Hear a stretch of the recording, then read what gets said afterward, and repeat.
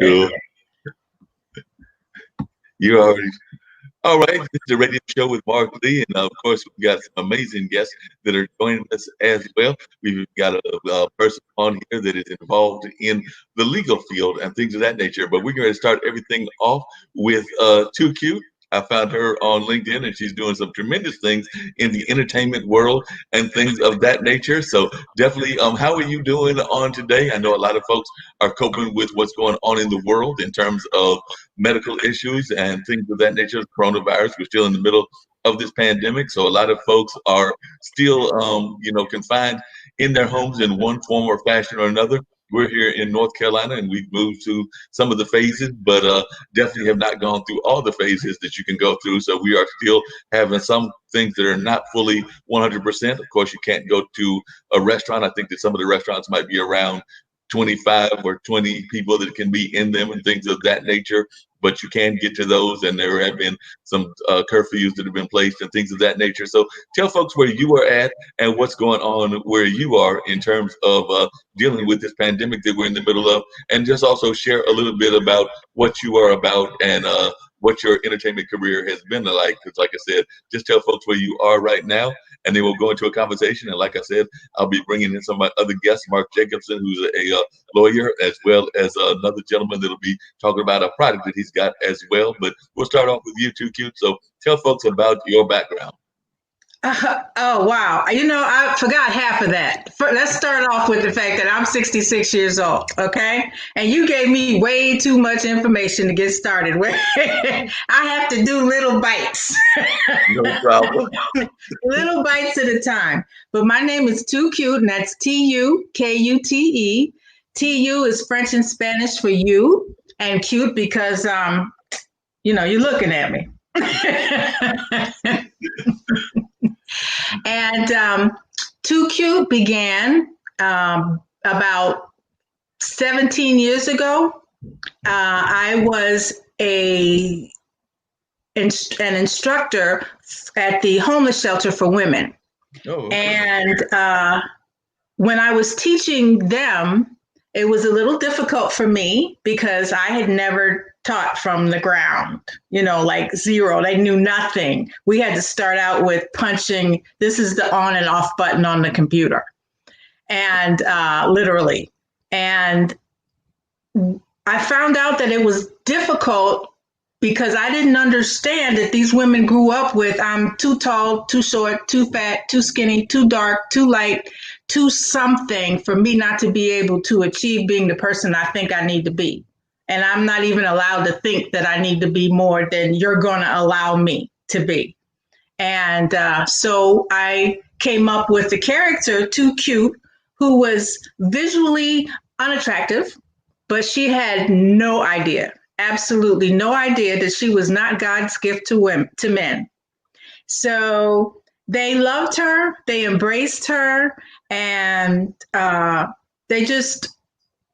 she kept with me the whole time. And when I started doing comedy, that became my name and my character. Of course, at the time, I was going through menopause. So the bright lights and all the costuming did not go along with each other when I had a hot flash. That was terrible. But that's where she came from. And my audience is over 40. My is generally over 50. And we have live music. I started doing entertainment shows, and we had live music and comedy. And we have the music for anyone 40 and over. And we want people to be able to recognize the music when they hear it and tap their feet and have memories, So that's how we got started. And I've been doing that for 16 years. Wow, that's a long time to be doing that. And that's some amazing stuff that you've been doing with that. So that's really great that you've been having that time and definitely doing that with some kind of regularity. So tell folks once again where you are located at, and also a little bit about the show itself. Like I said, I know it's you're going for a certain demographic, so it's just the like middle-aged to old elderly demographic. Yeah, so how did that come like about? to consider it. It's mature adults. but it's not triple X mature. It's just mature in age. Okay. So, yes, we had live music, jazz mostly. We started out with a jokes and jazz show. And then as we were opening that up to other forms of music, pandemic started. So, but jazz, we had Rita Graham, who was a Raylette with Ray Charles. She was with me for, when I call her now, she'll come. But at the time when we were doing jokes and jazz, she was with me that whole time for about 11 years. And, then we brought on Joe Tex too. And before we could get started and rolling with that really good, we had the pandemic. And we started putting that in theaters as opposed to restaurants and lounges. And so I'm in Georgia. Smyrna is where I live, right outside of Atlanta. And yes, the pandemic is definitely here, but I'm outside of Atlanta, so I don't get to see, the some of the protesting and things of that nature. I'm extremely, extremely careful. I try to be, and for all of those people that don't want to wear masks or don't feel like they should wear masks, I mean, that's a choice that you have, but I'm wearing mine. I carry my little wand so I can sterilize things if I have to go out, and I'm constantly, washing my hands and using the sanitizer. So I don't know. Everybody seems to have a different idea of what this is about, but I prefer to be safe than sorry.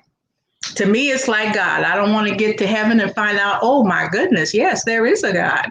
I don't want to be, buried 6 feet up under when I find out that, oh my God, that COVID was real. So that's how I handle that.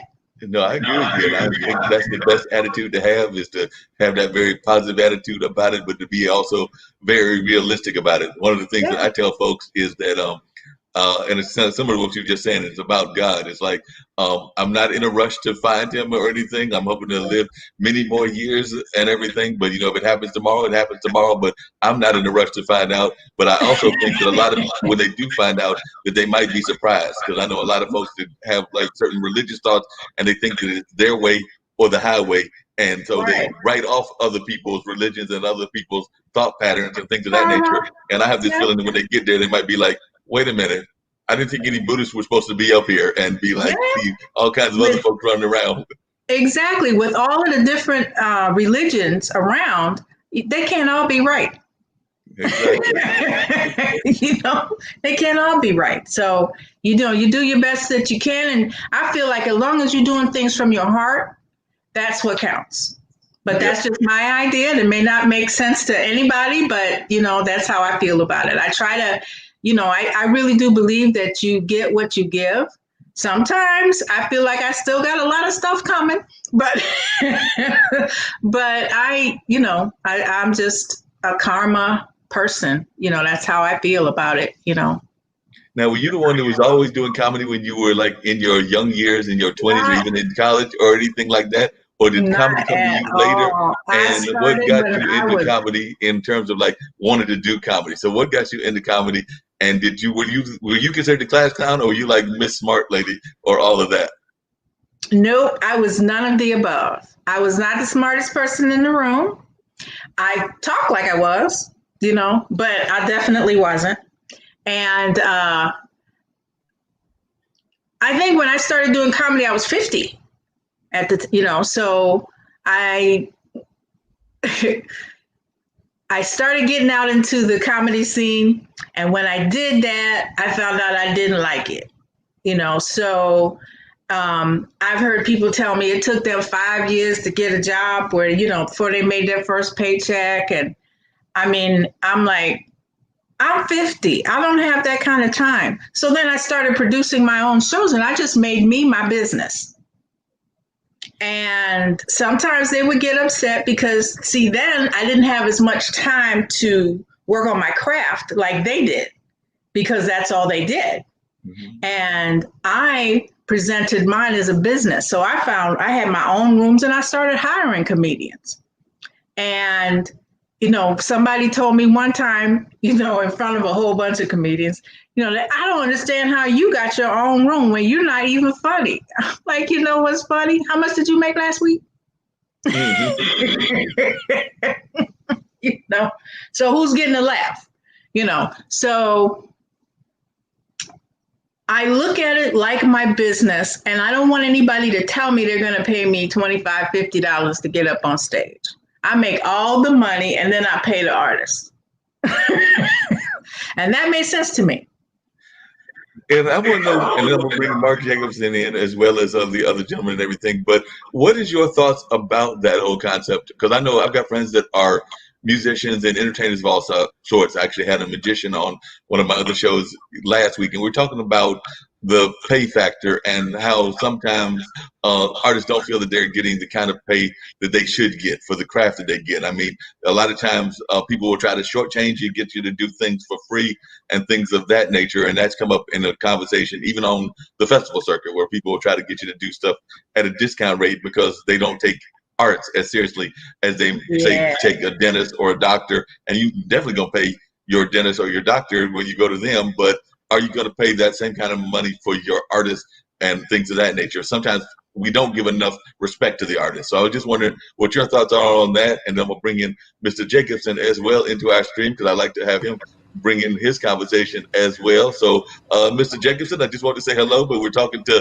Tu Kute and things of that nature. So she's a comedian out of Smyrna, Georgia. So definitely, if you'll answer that question about the pay and when you first started getting paid, because you were an artist late in life in terms of starting your art field. I started getting paid when I did my first show. Okay. When I did my first show, I produced it, I promoted it. I was very fortunate to have people around me that helped me to promote. And I've had for 15 years, I've had a great following, and people come every month, twice a month whenever I have a show. I've been very fortunate with that.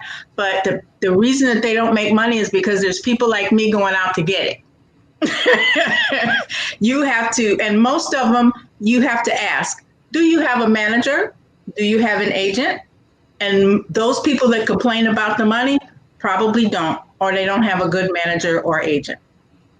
It's interesting you bring that up, because I can play right into Mr. Jacobson and everything. Mr. Jacobson, you've had the honor of working with some amazing artists around the world. I mean, you've had the pleasure of working with just some amazing names. If you want to share some of those names, we would be honored for you to share those. But definitely tell us a little bit about that, because I know a lot of times folks don't realize the importance of having a lawyer or an agent. Tu Kute was just talking about that. She's a comedian out of Smyrna. But I know a lot of times even the big time folks don't necessarily know the importance of that. So I just wondered if you could share in your mind how important that is to get either a good lawyer or a good agent or things of that nature. I know that's part of your field, but a lot of times folks don't want to think about that. And a lot of times I think too many of our artist friends, whether they're young artists or even artists that are getting into it late in life, they know that it's called show business, but they're really good at the show part. They forget the business part. So I just wondered your thoughts on that. Well, that's a common thing, and thanks for having me here. And Tu Kute, nice to meet you. Nice to meet you, Mark. So, I represented a lot of people around the world. Some of them you can't meet because they're dead, but I represented the states of George and Ira Gershwin, Duke Ellington, and Elvis Presley. So I did a lot of work for them after they passed, particularly in the music publishing area. And also I represented songwriters like Jimmy Webb, who did By the Time I Get to Phoenix and Wichita Lineman and Up and Away. And I represented James Brown for a long time, although I never met him. And I did Shakira's publishing deal, although I never met her. I did work for Fergie. So, I've done a lot of work for some very high-profile people. But to answer the second part of your question, yes, it's very important to have professionals on your side as early as you can. There are some lawyers who will work on a percentage basis, like an agent does and a manager does. I'm not one of those guys. I have very good friends who do, and some of them have become very wealthy doing it because they stick with an artist all the way. It's been my experience that artists like to go to the hot new thing, the next shiny object. So my practice, although I do represent talent, as you can hear, I have done it many times, they're more of an institutional nature and they're able to carry the freight. But for a young emerging artist, it is very important to have the right advisors in your corner. There are lots of lawyers who will work for reduced rates. I work often with young talent, and I try to help them as much as I can. I'm never afraid to talk to somebody over and over and over again. It's when I have to put pen to paper and start looking at contracts that it's important to me to get paid or come to some understanding. But that's just me. There are lots of guys who work differently. The typical rate is interesting. Most lawyers charge 5%. One of my friends charges 5%, I'm sorry, 10% of the first $500,000 of income and then drops it down because earning that first 500 is much harder than earning the second or third or fifth. Most managers charge most agents charge 10%. They're limited to 10% by statute in New York and California. I don't know the law in Tennessee. And managers in California for on-screen talent will charge 10%. Music managers will charge generally between 15 and 20%. And Elvis Presley's manager charged 50%, 50. Wow. That's a lot for Elvis's manager. So no wonder Elvis was getting into all those kind of troubles Wow. back in those days and everything. Because Oh, yeah. I remember those stories about that manager. Yeah, he had a lot of authority, Colonel Parker. What was interesting about him is if you think back to Elvis's career, he never played outside the U.S. except when he was in the Army in Germany. And the reason was that Colonel Parker was here illegally in the United States as an undocumented immigrant today. So if he ever left the country with Elvis, he couldn't come back. So he just told Elvis, you can't play outside the U.S. Oh, I never knew that. So Elvis never played outside of the U.S. at all. The entire time that he was living, he never played outside the United States. Wow, I The never knew furthest he that went story. was Hawaii. The furthest was Hawaii, you said, in terms of getting out of the country on a world tour. Oh, Wow, that's wow. amazing. I sure did not know that. So I learned something new myself here. I'm just wondering, how long do people's estates are they able to go have that estate music before it goes public? Because I know a lot of times folks want to play music of, say, Elvis, and Elvis has been gone for a number of years. I remember I was actually hanging out with my grandmother at Disney World when Elvis died, because I remember we come back from hanging out in Disney and then turned on the TV and there was all these announcements Are you about how sure he Elvis had died? passed and things of that nature. I said, are you sure he died? I'm just kidding. And your side job is comedian?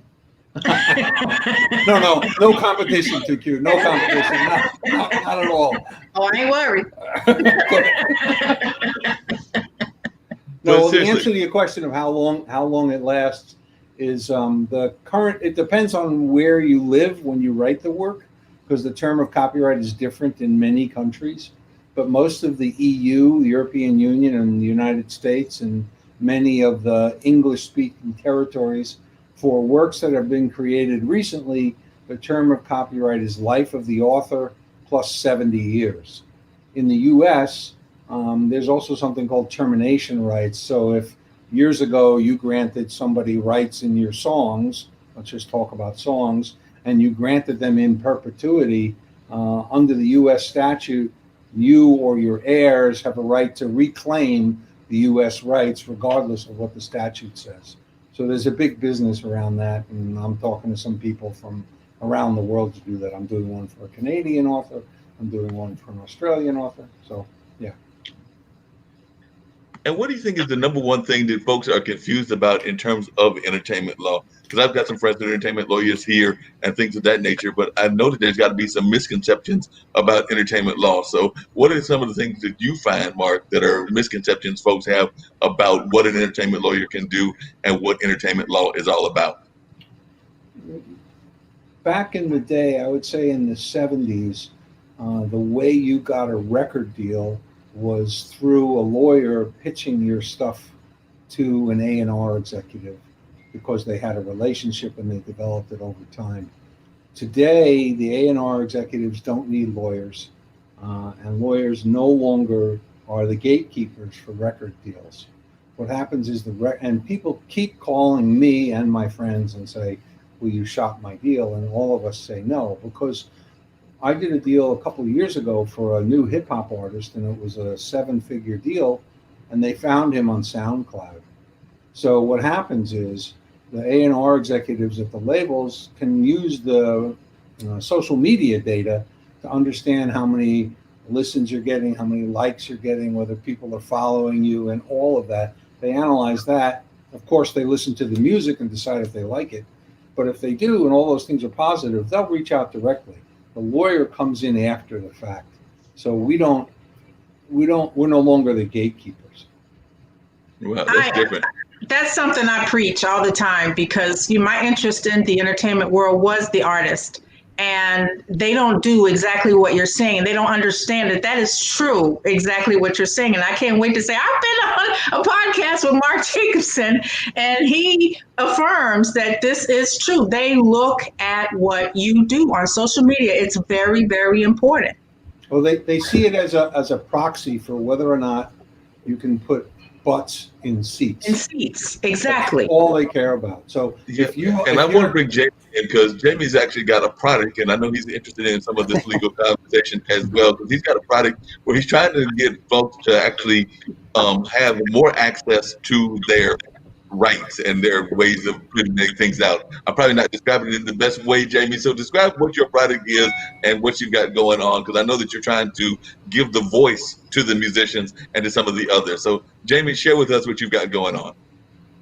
Well, I'm not sure that I actually had the idea or if the idea had me. It's one of the few times in my life I've had a 5-minute conversation with myself alone, just convincing myself, could this possibly be, and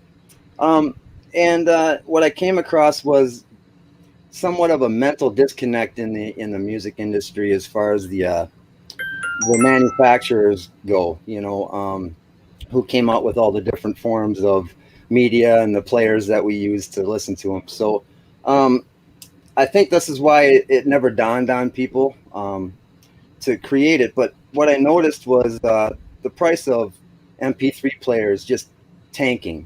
And then, just because of, oversaturation in the market, number one. But when the smartphone came out, and, there's 2.7 billion smartphone users today. So, the MP3 players are kind of obsolete. But, so the prices are even lower, in a bulk rate. And so what I realized was that 1/8-inch jack, 3.5 millimeter jack, that is an output line out, like in the Sony Walkman. That's the first time I had it, and the paths that were created to replicate music and for your own enjoyment. I mean, right down to listening to the radio and hitting play and record on your boombox, you know what I mean? So the industry was fully aware of some of the piracy going on. But since the beginning of time, there's always been a media and a media player.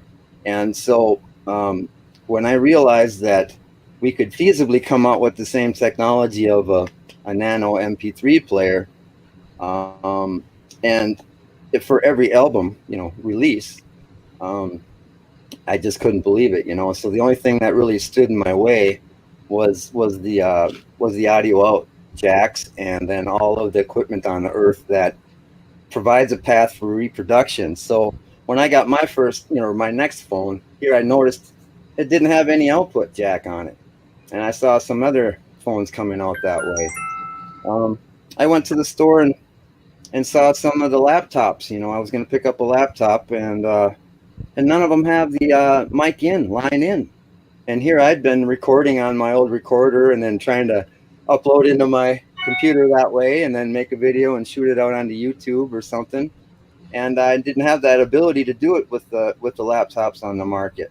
And you'll have to excuse me because I don't have a pitch together for this necessarily. I haven't really talked about it to people. But so what I ended up arriving at is that if I could come up with an MP3 player that had the brains to decipher which components and systems to pair with, and be able to selectively pair with only headphones, for a car stereo, or some other devices out there, Bluetooth speakers that don't provide this path, that I was onto something. So that's when I started working with some of the Bluetooth engineers and decided to go ahead and create this patent. And so, the reason that it works is because manufacturers who make their devices, if they're going to work within a Bluetooth platform, they have to register the frequencies and the identification numbers of the product that they're making. This allows us to approach a company like Logitech, prime example of someone who might make some earbuds, they might make some standalone Bluetooth speakers, but lo and behold, they also make a Bluetooth adapter that will just take my signal and turn it into a female out that you can plug in a cord and go straight into your computer, and there you go.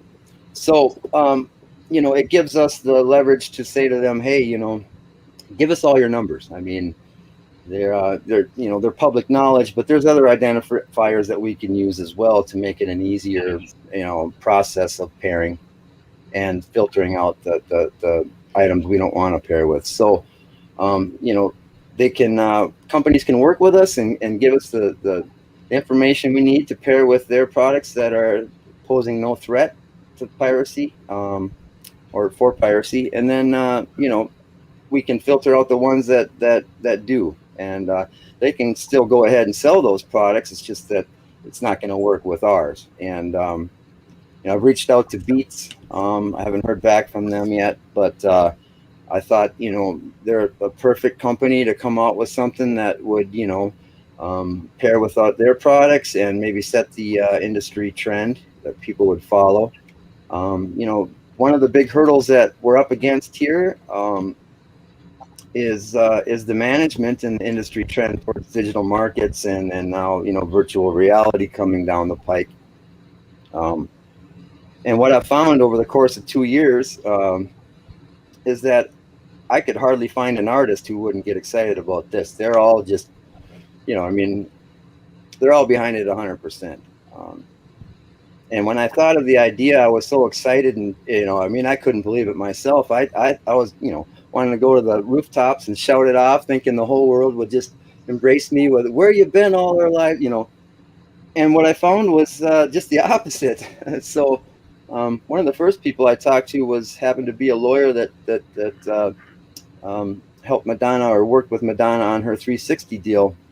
And so through this conversation, he ended up asking me, why would anybody want to carry around 20 different things when they got 20,000 at their fingertips? And I wasn't prepared for this conversation. I was prepared for the conversation of, yes, this is awesome, So to have that thrown in my face right off the bat, I was like, who cares? Who cares what you want? Nobody has a right to anybody else's works for free, and that's just the facts of the matter. I don't care what kind of generations have gone past already thinking they have a right to free music. They don't. And so, and then, it would be a different story. Like Madonna's lawyer said, where were you 12, 15 years ago? The trend is the digital markets, and there's people who have invested so heavily into them that they don't really want to go back into physical goods. Even one of the upper management execs at Warner flat out said that they probably wouldn't be interested in going back into physical goods. They're really going into this virtual reality thing. And he said, imagine, Hey, Jaimie, if I could just interrupt you really quick. Sure, Everything, I I appreciate the conversation, but I want to come back to Mark, because he actually raises an interesting question, which is that we've gone from the physical platform, and like I said, you're the lawyer in the house and everything, and to the more digital world. And a lot of times you do have access to those things. I know even on some shows that I've been part of, you can grab something from YouTube, and yeah, they'll send you the lovely YouTube warning, but I don't know how much enforcement they really do. They just send you the lovely warning about the fact that you used a YouTube track or this track or that track. So because of the flexibility of digital stuff and things of that nature, what do you tell folks about that? Because there is that whole concept of what's going on digitally and having greater access. I think that's what Jaimie's referring to, and it's harder to track. It's harder to actually stop people from doing things along those lines. Not sure I understand your question, um, but what we find is once you release something on the internet, it is copied both lawfully and unlawfully, and you have to assume that that's going to happen. Even if you're a beginning artist, let's just call it that, and Right. you have a record on and you've released it on Spotify and Apple and whatever, and the dollar amount that you get paid for each play is extremely low. It's thousandths of a cent. And so most of that's why Madonna had a 360 deal, because the record companies have recognized that the value isn't just in the record anymore. The record deal is the engine that pulls the train, but and so without a record deal, it's very hard to get seen. But publishing and touring pre-COVID and merchandise is where revenue comes from. The streaming business or the live stream or live concert business is booming, and that's where a lot of people are moving towards so that they can make some money.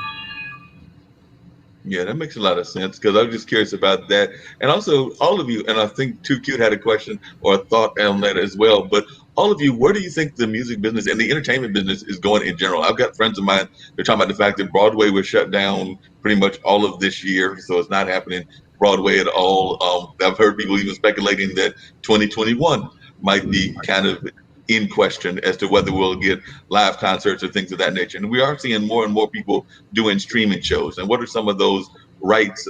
This is more for you, Mark, that people will have in those streaming shows versus some of the other things that they might be doing. So I'm just curious where y'all think entertainment is going. Like I said, I'm a big fan. I've actually done some event planning, so I'm a big fan of outside concerts, big fan of concerts in venues. I'm actually on the board of the Carolina Theater here in Durham, and I've also worked with the Hayti Heritage Center and a number of other places that are cultural arts centers, and all of them pretty much are shut down right now. I mean, they may be getting ready to do some virtual things and some other things to stay involved and to stay engaged in the public, but for the most part, they're shut down. I mean, I do know that I think the country music scene and a couple of others are starting to do what I call drive-in concerts. So I know that there's that kind of push where it might be folks coming in because you can have that separation that the CDC wants folks to have. So I was just wondering what y'all's thoughts are in terms of where entertainment is in this new era, the era that we're in because of COVID, and where do you think we're heading, and when will we see relief in y'all's minds?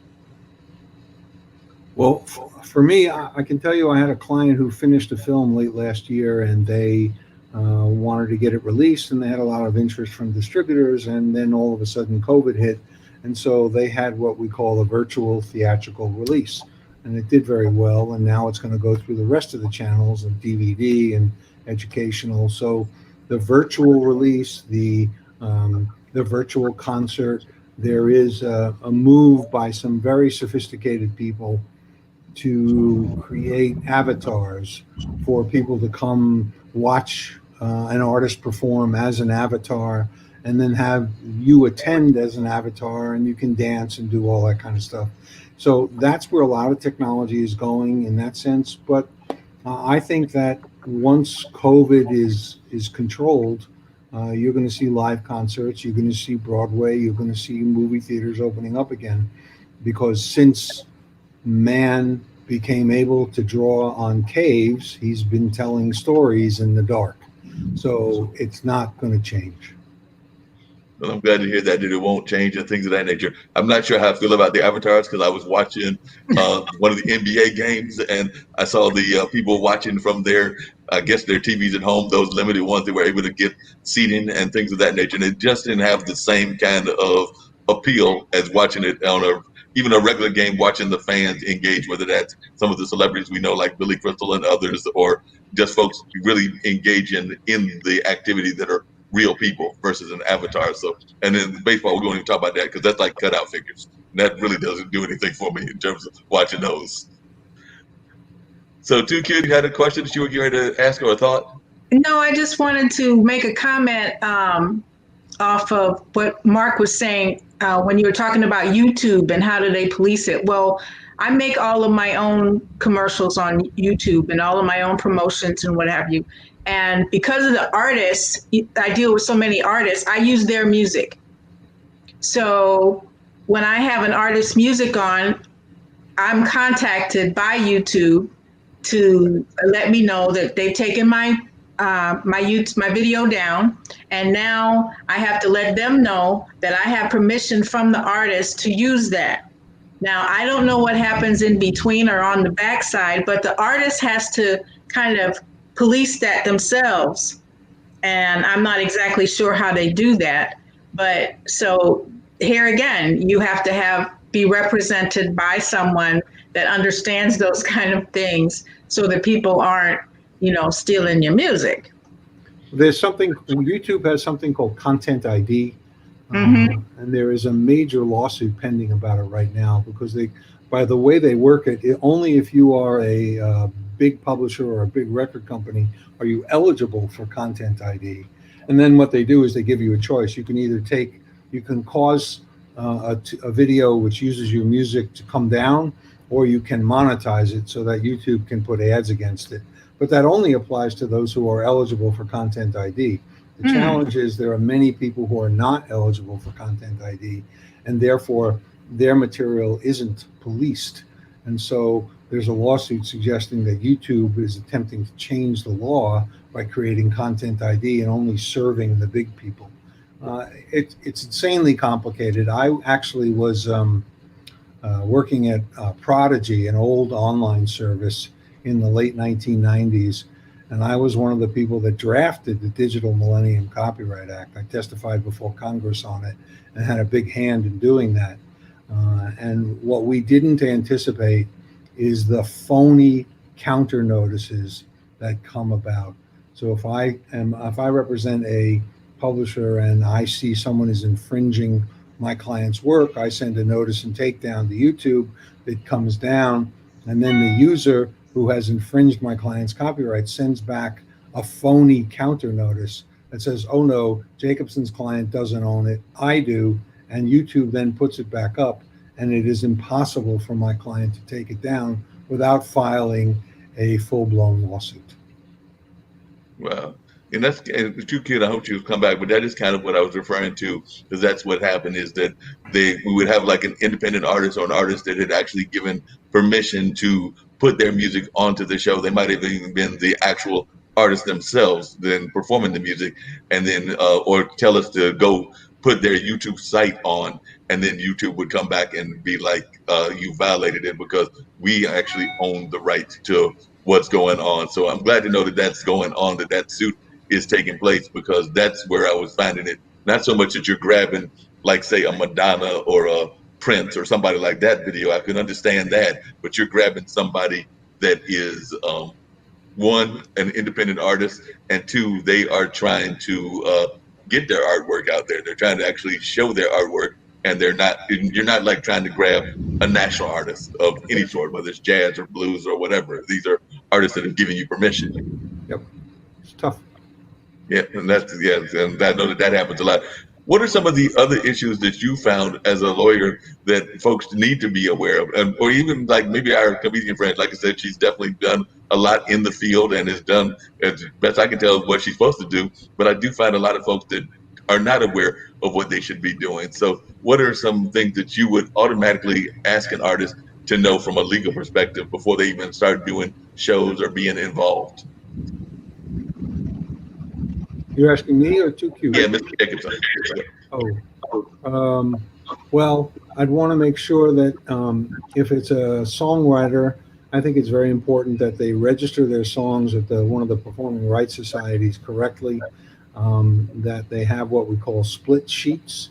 So if the four of us work together on a song, we might split the song equally, or Mark, you might get 50% of the song and we might split the rest equally, or something like that. But signing a sheet like that makes it entirely appropriate for everyone. Plus, at the performing rights societies, there are two sets of income. There's the writer's share and the publisher's share, and you have to register for both to get both. Lots of people just register their writer's share and don't register the publisher's share, which means they're leaving 50% of the money on the table. Also, registering at BMI or ASCAP is not the end. It's only the beginning.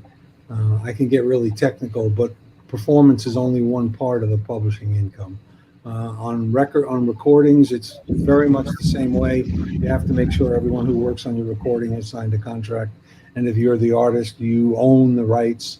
I can't tell you how many times artists have hired me and said the studio won't give me my tracks, and I paid them. And then the studio extorts a pretty high fee for letting them go. It's routine for that to happen. You have to be careful going in. People's creative work is important to them. It's hard. Yeah, it's very hard. Tu Kute, Marc was sharing with us about his experience with Elvis, and he was joking that we know that Elvis is dead or not, and I'm not 100% sure. But what are some of the share some of the experiences that you had in the industry, and just some that you might want to share, just in terms of being involved in there, and just share with us some of your personal experiences in the industry. Like I said, you started late for one thing. You decided that you wanted to become a comedian when you were in that 40, 50 age 50. range. So Yeah, I was 50. I was already 50. Matter of fact, I think I had been 52 weeks the first time I went on stage. And I had performed my first show. That was the first show I produced. And like Marc was saying, you have to be very careful. There was a lot I didn't know. So I had to learn.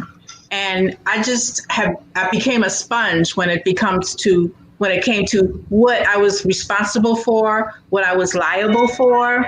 I worked in restaurants and lounges because they already had insurance, and working with the different artists, trying to maintain their writers and making sure that when I went into a place that there was, the insurance that was necessary, so it was it was a learning experience. And that was not, something that I went to school for. That was not something that, I'd even thought about doing, lasting this long, actually. So, but it became a part of me, and I was interested after meeting so many artists that just think that all I have to do is write a good song and play it well, and I should make money, and you should pay me a lot of money. I'm like, look, I would not hire Janet Jackson if she wasn't putting butts in seats. You have to understand that. I mean, it's important that every time I would go to someone to let them know that I wanted to do a show here, they already heard of me. They already know that I'm bringing a crowd. So it was just when. Not if you could, if you would, when. And they don't understand the importance of that. And when I would hire an artist, I hired an artist because I'd already been to their shows, or I'd looked at their social media to see who's following them and how they promote themselves. So that's important. That was important for me. And then along with that comes the learning experience. But you have to pick up everything you can and read it and talk to people, to make it happen so that you could do it intelligently. Gotcha. And what surprised you most about the comedy field? Like I said, I've got some friends that are comedians, some that are current comedians, and some that are have been in the field before. One of my good friends is actually the producer of This Christmas. So Ronnie Warner and me have known each other for a number of years, and many people remember that Christmas classic that came out a few years ago. But what are some of the things that have surprised you about the comedy field as it is now? Oh, as it is now, I think that you have to have goals. And you have to know what you want to do. And everybody can't be Kevin Hart. Everybody, can't. So you have to make what you want out of it. Make it yours. That's what I do. I make it mine. I went to the restaurant the other night and I was like, hey, they're letting people in here. Well, I need some time because I haven't been on stage for a while. And I normally do Vegas this time of year. And so I said, well, they never heard of me. I said, well, I'm a comic and you want me here. And I think he thought I was crazy. He said, honey, we got an open mic night. I was like, okay, all right. And then I sent him a video. And he watched that video while I was eating. And he came back and he said, you don't have to worry about coming here for no open mic. We're going to put you on our calendar. I said, okay, thank you. That works. I like that. So, I mean, you just have to be ballsy, so to speak, and you have to know what you want and go after it. And don't expect that every time you talk to somebody, they're going to do what you want. That's not going to happen. It's like any sales. You get a few no's and then you get a yes. I get very few no's. It makes a lot of sense. So, Mr. Jacobson, what's the craziest thing that you've had that happen to you in terms of like somebody trying to approach you and wanting to get some advice? Because I know I've got a friend of mine who's a business owner in Dubai, and he talked about how he had somebody that wanted him to invest. He's got that kind of money that he can invest in things of that nature. And, I think the first thing he asked him was, did they have a business plan? And this person was a family member. They didn't have a business plan, so he automatically wrote them off because he's like, you're not even trying to be serious about what you're doing. So I'm just curious, what are some of the craziest things that you've heard? Because I imagine as a lawyer, and you've been in this game for a while, that you've probably run across some very interesting stories. I represented a guy who got a book published based on his claim that he can actually move tissue in your skin without touching you. So he can give people nose jobs by just staring at them. Okay. Story. There's another guy who came to me who claimed that his little 3-minute video was the inspiration for a chorus line.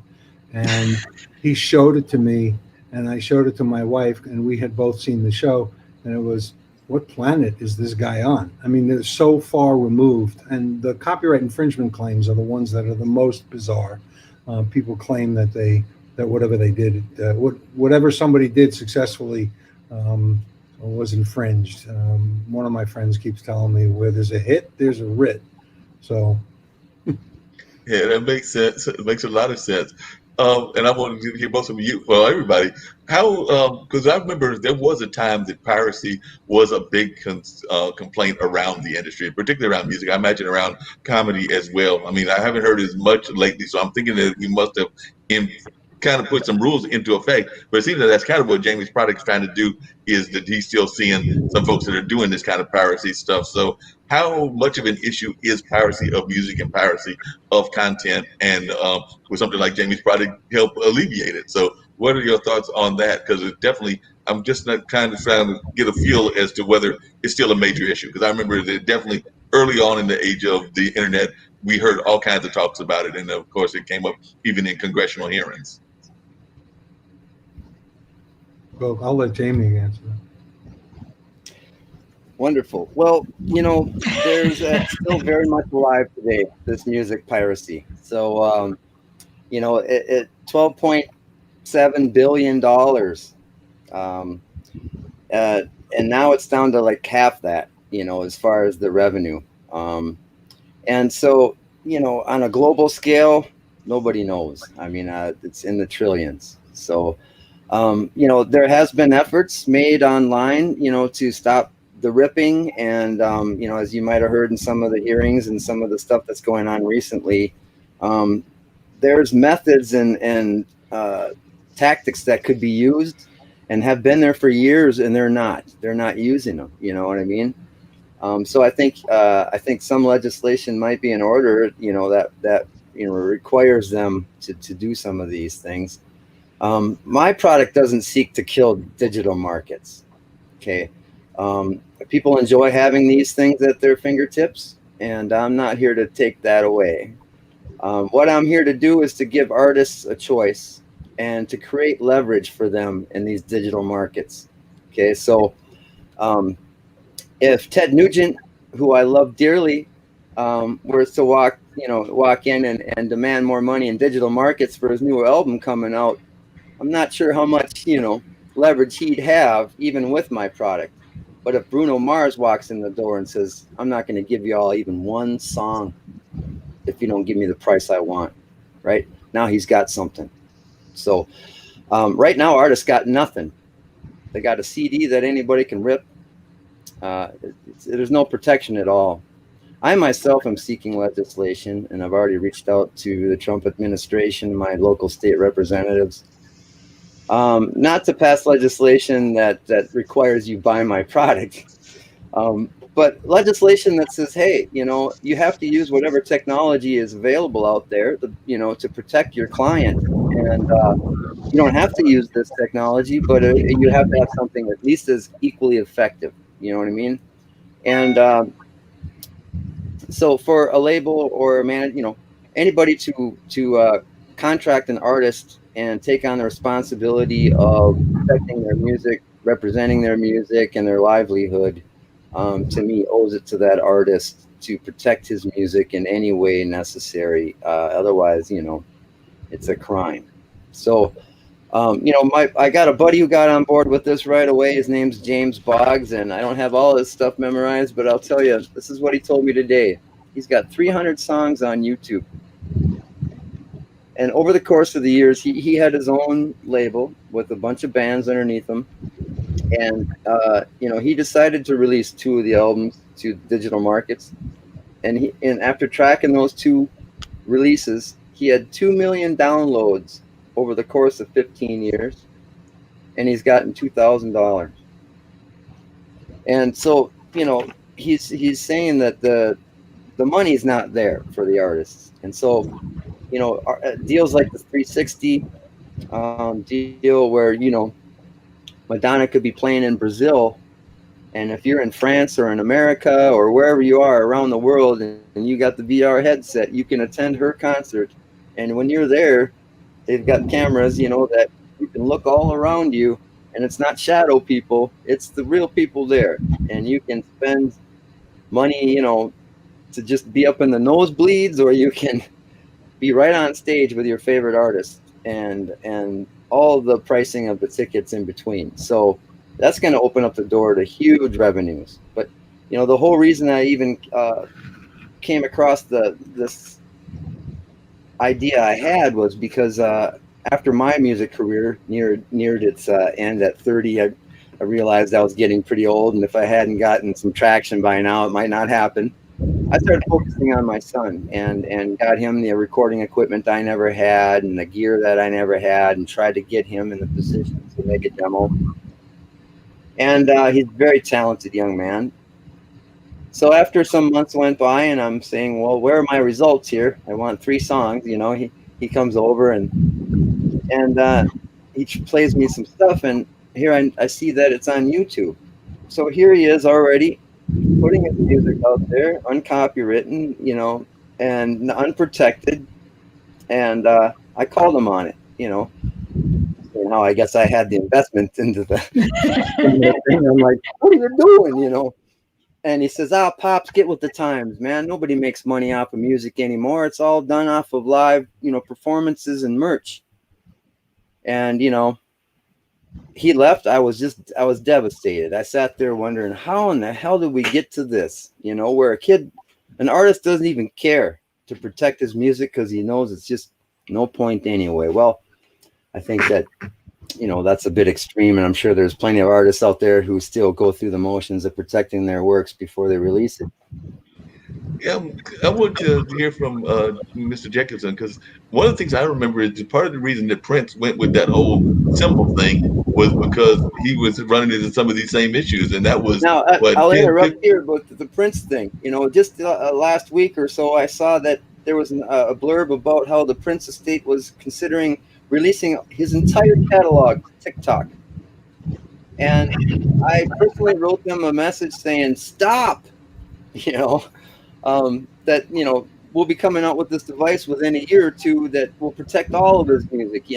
Don't do this. And then shortly after, this whole banning thing by India, and I'm not sure whether it's going to follow through here in the States or not, as far as banning TikTok. But I just urge anybody who's given up and feel hopeless about their music, they need to get on board with this. And it's a grassroots movement. The only people that want it are really truly the artists themselves. So, but the Prince thing definitely alarmed me, and I was like, whoa, I'm not sure he would like that very much. So, Mr. Jacobson, I was asking you about the Prince thing, and also just about, I remember that was a big issue, and part of the reason that he did kind of like switch to the symbol and everything was because he was feeling that the music industry was taking advantage of him. So he wanted to kind of put his own music out there under his control. So are you finding more and more artists that are wanting to do that are the big artists? No.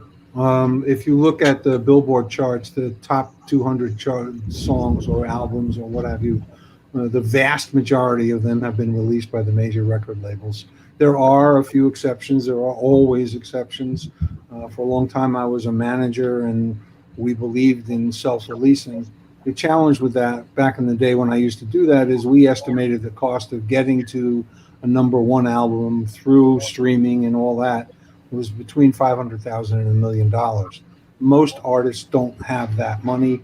If they do, they've raised it from somebody else, and so then there's a sharing of the revenue with that company, and so it gets very, very complicated. The challenge is in securing plays and recognition.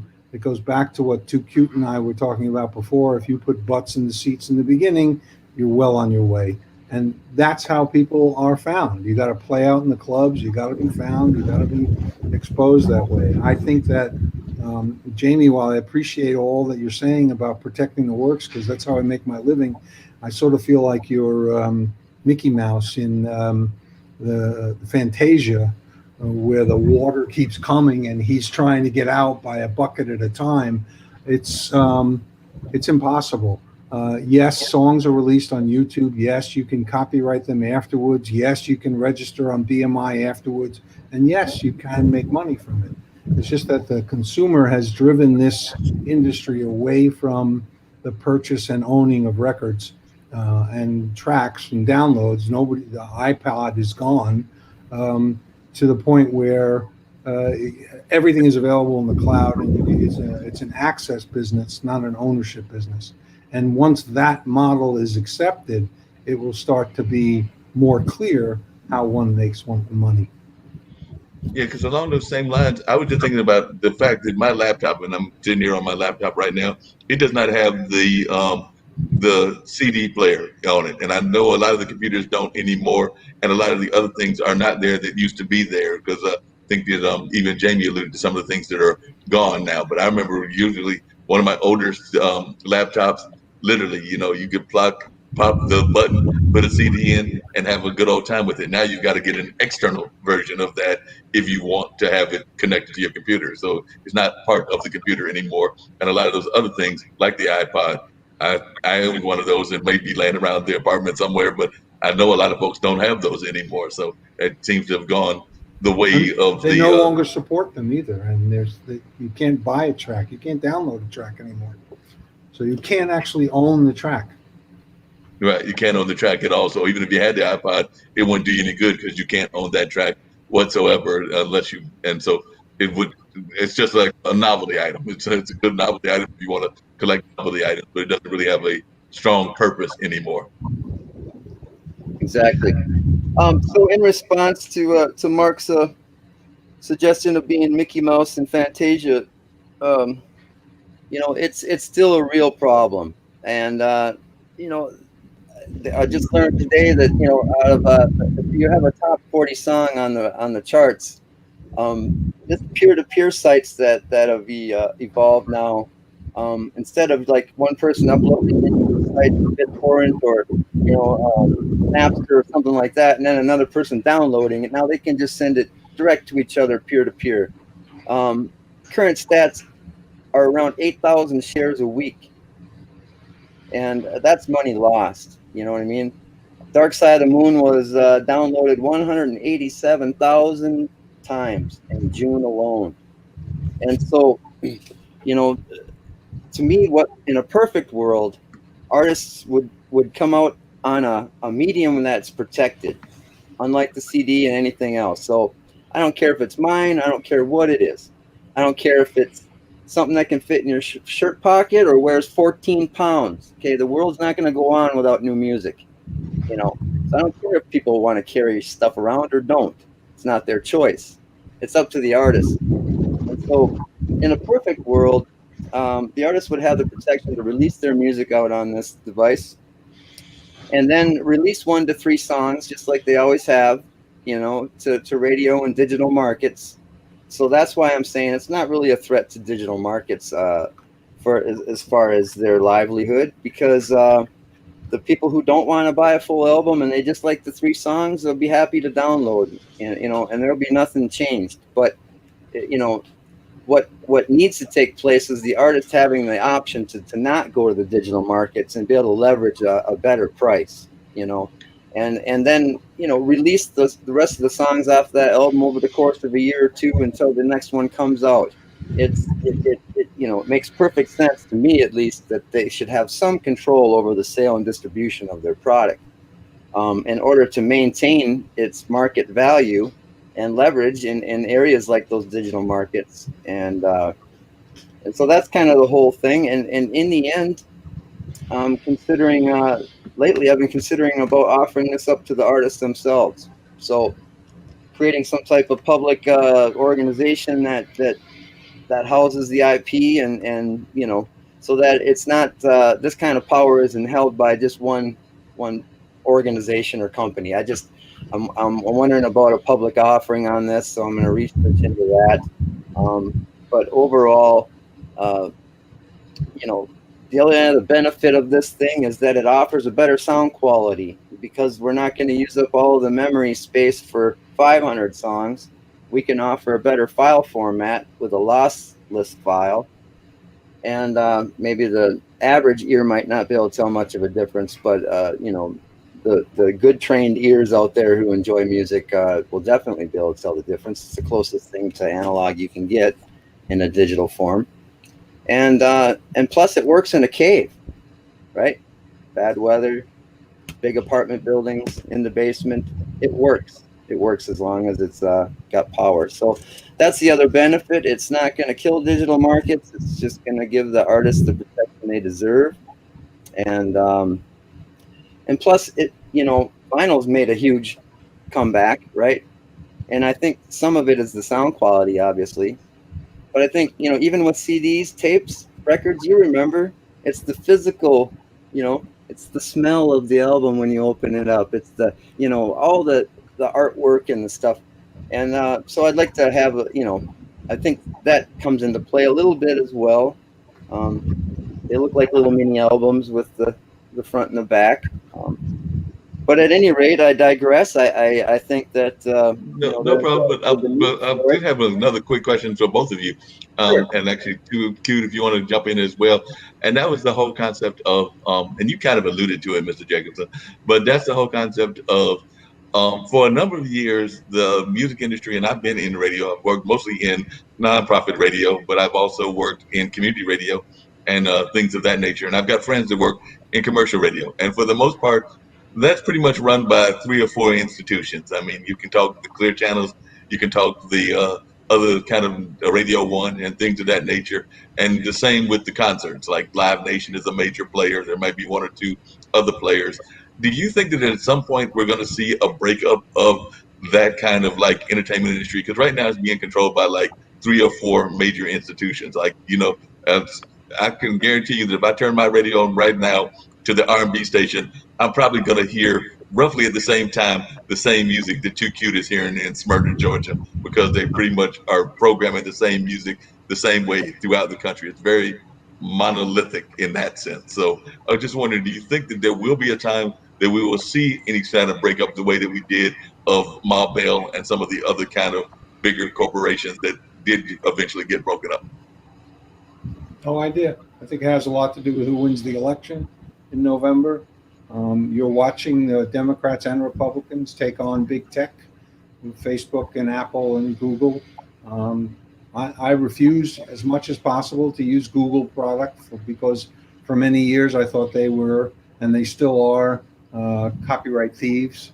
And that's been my opinion for a long time. Apple doesn't do it the same way. But I can't answer the question as to whether it's going to get broken up because I just don't know. Okay. But I do know that's something that a lot of folks, even independent musicians, because I got friends that are independent musicians, and that's where they get frustrated because they would like to be able to have their music heard, and they're not finding places that they can have their music heard at, unfortunately, because oftentimes they're going for the bigger artists. And I understand that you want to have the bigger artists, and the big artists are going to get played on the bigger. I'm sorry. You have to think about the business model for for a radio station, right? But the way they make money is to sell advertising. People, by and large, will listen to songs they've heard before from Beyonce and from whoever it is, Pink Floyd. Doesn't matter. They're going to want to listen to those songs. The more listeners you get, the greater you can charge. The more money you can charge for ads. But if it's you can have a show, one show a day, or at a particular hour of new and emerging artists. Excuse me, but that revenue is not going to match the artist in the morning drive time who plays all the top 40 hits. It's just that's how the business is driven. It's hard to understand that. On an antitrust level, I'm not so sure that a product which is entirely free, which is radio, has an ability to be subject to antitrust because the consumer choice is still there. You don't have to listen to the radio. Yeah, and I guess where I go is and I'm not saying all of them, and I mentioned them earlier, so I'll mention them again. But I do know that in some cases, and maybe not so much the radio, but excuse me, Live Nation controls both the venue and the artist oftentimes. So that's where I think I wonder sometimes about like antitrust, particularly with them, because sometimes they control both the venue because they own it or have access to a number of the venues here in Durham where I am, and even other bigger cities like Atlanta and New York. And then of course they also oftentimes are the controlling factor in the artist as well. So maybe they don't control the radio, but they definitely control some of the other mediums that exist within the entertainment industry, and they're controlling it on multiple ends. So that's why I was wondering, it's not about the antitrust. That's an issue for them. They have maybe a dozen artists who are under 360 deals. My law firm at the time did them. I helped out on a couple of those deals. They're very, very big deals. They paid an awful lot of money for that. Yeah, that is an antitrust consideration. It's not so, I don't see it in radio. I do see it for Live Nation. I don't see it for AEG. On the other hand, Live Nation has been hurt really bad by the coronavirus. They had to take out a $600 million loan. They laid off thousands of people around the world. It's, I don't know that they're going to be subject to that scrutiny going forward. None of these live performance folks will. I mean, people talk about the Nederlanders and the Schuberts in New York and the theater industry as being antitrust violations, but it seems to work. I mean, the price for a Broadway ticket is astronomical compared to what it was 10 years ago. I'm not counting Hamilton. Right.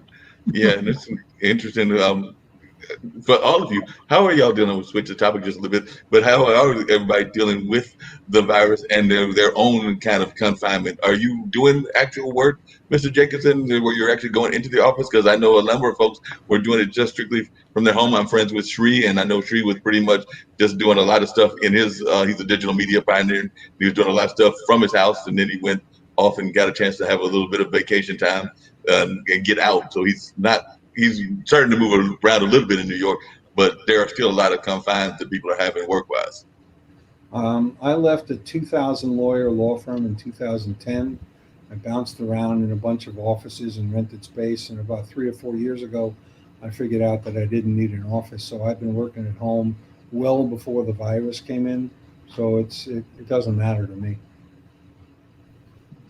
Makes a lot of sense. Up 30% since the coronavirus is this whole being quarantined at home or whatever. So I've been busy trying to spread the word here. I appreciate any help that's out there. I can't say that I'm convinced myself. I'd like to be. I know early on I again experienced a trend in the market that wasn't embracing it, other than artists. And so, the jury's still out in a sense. I followed through with the patent expenses because the heart of that technology could be used in other sectors, of industry. So it's not just this device that I needed to protect. But there has to be, someone has to demonstrate a need for this, and I guess that's why I'm here, and I'm gonna continue onward trying to find out, what the public opinion is on this.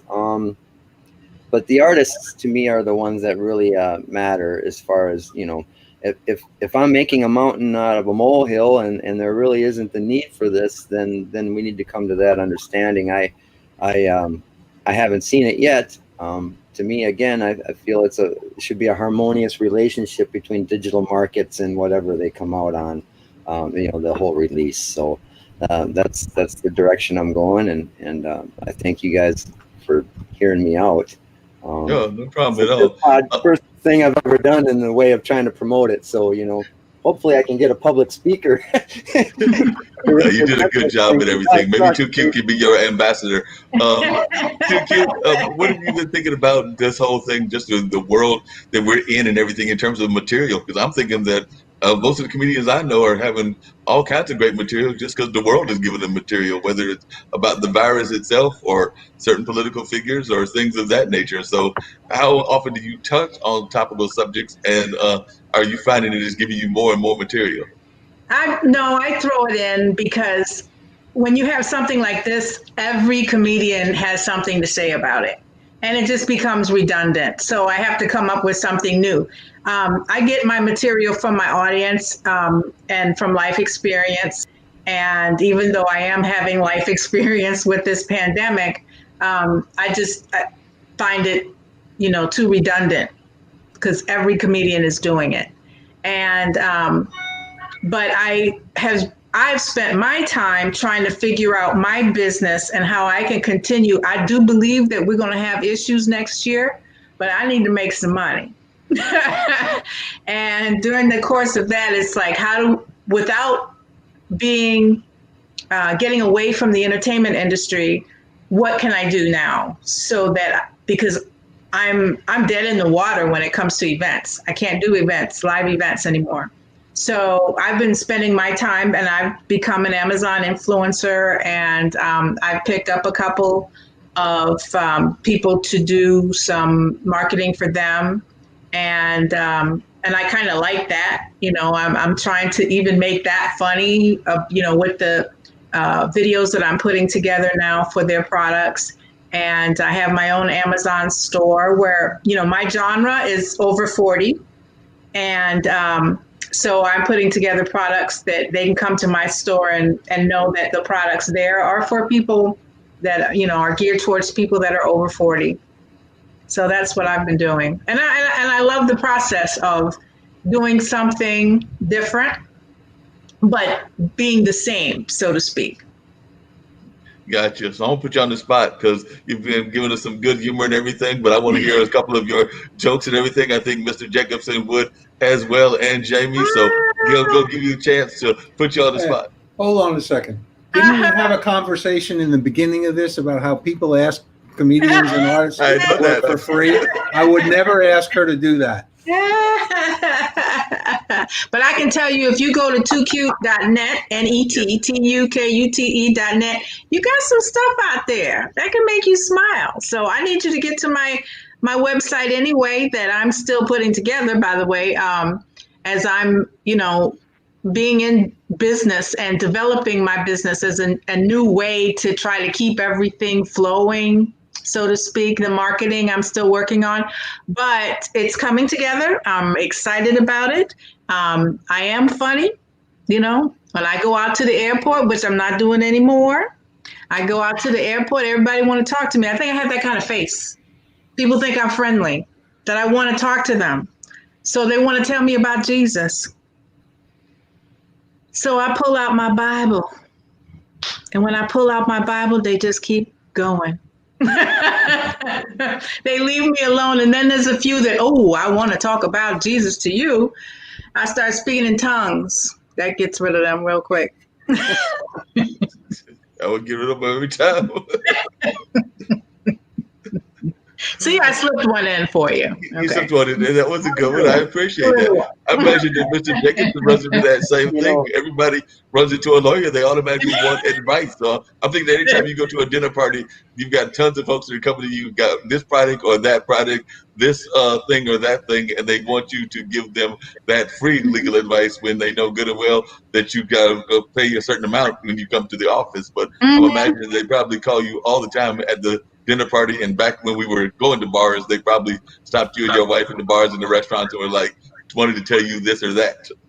Yes, it's worth what you pay for it. So. Yes, that's exactly what it is. But however, because having been in business being in business for myself for several years now, the one thing that I do know is that there's like tons and tons and tons of people telling you how you should run your business. And this is the best way to do it. This is the best way to market it.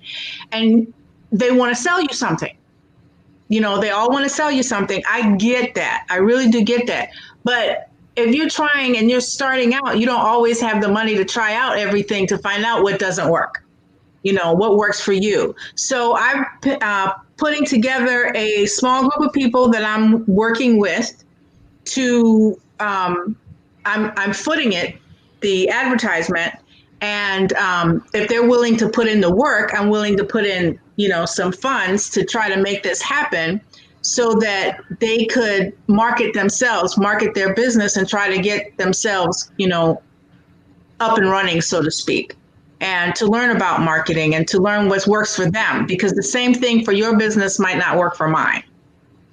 Exactly. So just tell folks, Tu Kute, really quickly, what the business did you have and what were you doing work-wise before you became a comedian? Like you said, you became a comedian at 50. So what was the work field before you got involved in comedy? For years and years and years and years.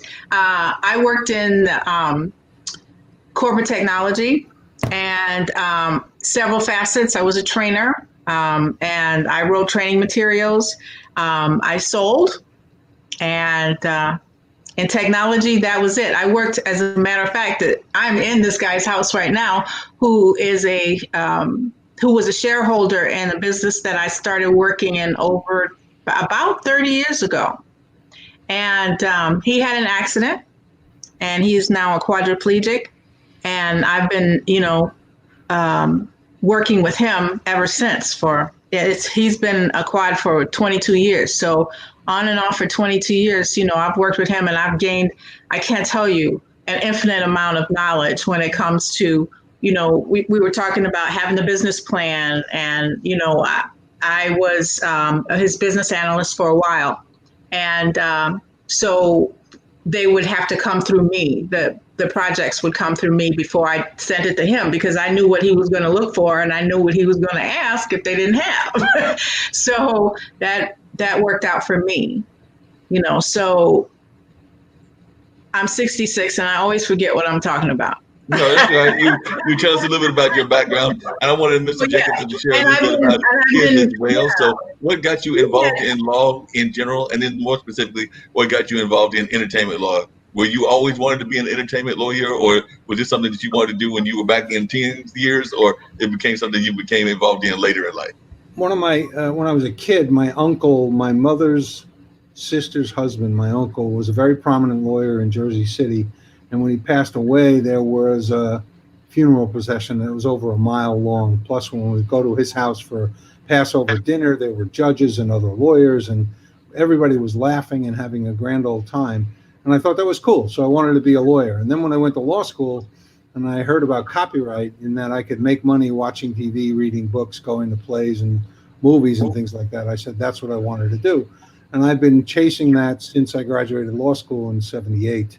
In the beginning of this, I talked about some of my clients. I still represent lots of prominent clients, but they've moved more towards technology-oriented people and the unusual users of music. I represent the cheer industry, cheerleading, and they have had a difficult time with music over the years, and we've kind of straightened that out for them. I wanted to talk about a business plan notion, though. I know how important it is for most businesses when you have a unique selling proposition and you need to set that out. But when my clients come to me with a film and they come to me with a business plan for that film, I don't read it, because every film has the same goal, and that is to be theatrically released with as much attention as possible, and then sold to the premium cable networks, and then sold to the streamers, and then sold to free TV, and possibly on DVD in every territory in the world. So I think for films that a business plan makes no sense. And I urge my clients not to do it, because invariably they add in the back of the plan, here are some comps for other movies, and they never list the movies that are flops. They only list the enormously successful movies, which unfortunately is misleading when you think about securities law. So I'd rather they not do it. And that's my view on business plans for films. It's not true for a product like Jaimie's or any other thing. They all are attempting to solve a particular problem, and you have to identify the challenge in the industry, the solution, the product, how yours is going to work, all that stuff. And that makes a lot of sense. I had a website once called politics.com. I was the president of that. When I became the president, the stock tripled in value, and then we couldn't raise any money. But I had developed what a lot of people call the bulletproof business plan. But the challenge with the business plan was that I assumed that people cared about politics. And at that time, they didn't. So maybe you need to start it again now, because everybody seems to care about politics and way too much about politics. Been there, done that. Next subject. He's like, I'm not going there, can't do it, won't do it. You're not going to make me do it whatsoever. I was the star of that movie. It was a failure. I'm not interested. Started that movie, don't want to start it again, don't want to do a remake. So he's like, nope, can't do it.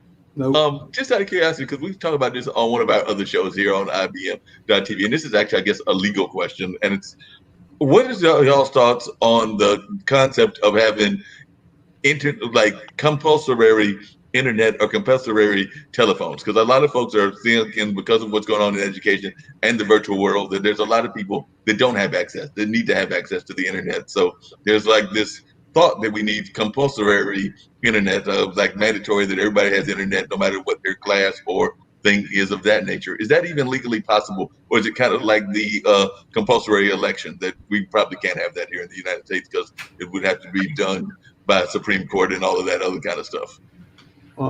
Excuse me 1 second, please. Yeah.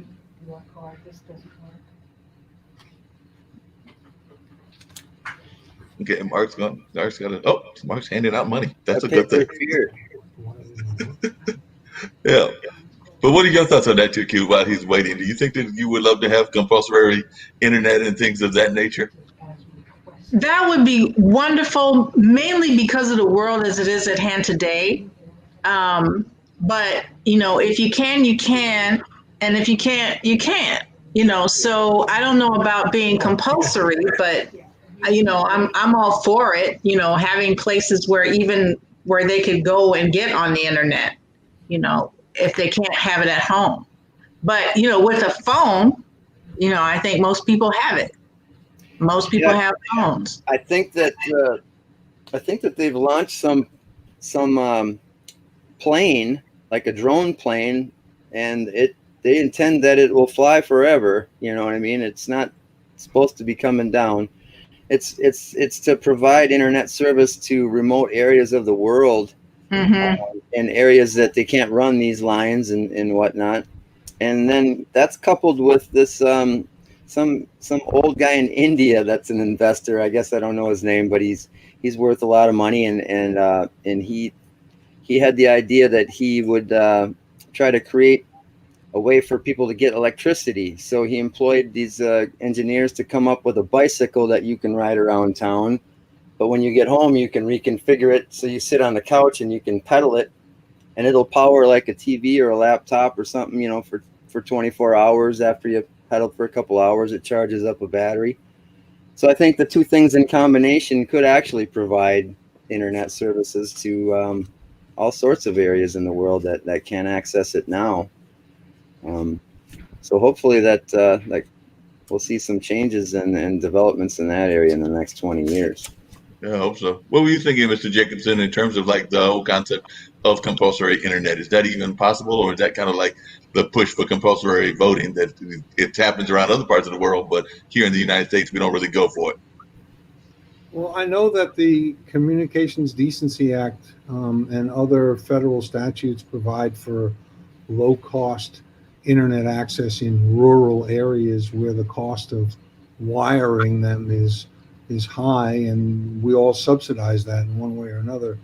But the United States is built on very few compulsory obligations for the entire populace. So making someone buy internet access, I think, would be fraught with challenges. Look at the challenges we had with making people buy health insurance. So it's and that actually affects your life and keeps you alive. I'm not sure that the internet does that. I need to call it a day, and I appreciate being on this. No, I appreciate you being on here, and I know, and I'm really actually ready to wrap it up with everybody very shortly. But I do appreciate you giving your great insight. If you would, if you could share your website where folks can reach you, both our other two guests as well as folks that are watching and listening and things of that nature. And also, we replay it on YouTube and, of course, the IBM TV Facebook page. So if you could just share with us how folks can reach out to you, then I'll let you step off and go take care of the rest of your workday and continue the conversation with Jaimie and Tu Kute, and then we'll go from there. But like I said, we'll get ready to wrap everything up very shortly. So don't worry, the two of you, because it's probably about another 10 or 15 minutes. But I do know Mr. Jacobson has to step off. So if you would, share how folks can reach you. Yeah, it's my website is very simple. It's www.markjacobson.com. That's MarkJacobson.com. And my email is mark@markjacobson.com. So it's real easy. And you can find me pretty much on the internet very, very quickly. Well, Thanks, I appreciate Mark. you being on here. You were a great guest. I appreciate the insight that you gave me. And you also spelled your name correctly. So glad to see that As you do do that you. also. Nice to meet you, Tu Kute, and nice to Nice meet you, to Jaimie. meet Take you, care. Mark. Great talking to you. Bye-bye. All right. Bye-bye. All right, so we still got a few more minutes before we have to bounce off and everything, but definitely got some great insight into what he was sharing and things of that nature. So when is your next show, Tu Kute? And then I would like Jaimie to talk about his musical background, because like I said, he got into his invention because he got out of music and is trying to get his son into music. So I want to hear a little bit about his musical background. But when is your next performance? Do you have anything coming up either online or in person? Because I do know that certain small venues are, venues in general are allowing small amount of people into their venues in certain places. Yes, I will be at the Vinings Inn on August the 27th. I just started looking into, maybe going out and being some places in public, but right now I'm pretty much staying and working at home, and they're doing what I do on the internet and trying to get these videos ready to promote my products and, start this new campaign. And that sounds like a great thing to do, starting that new campaign and everything of that nature. I asked you earlier, Tu Kute, about whether anything surprised you about being a comedian in general. Did anything surprise you about being either one, a woman comedian, or two, a comedian in a certain age demographic that was different from just being a comedian in general? So was there anything I can't speak to that because, I was a mature adult when I started, 16 years ago, when I first got on stage.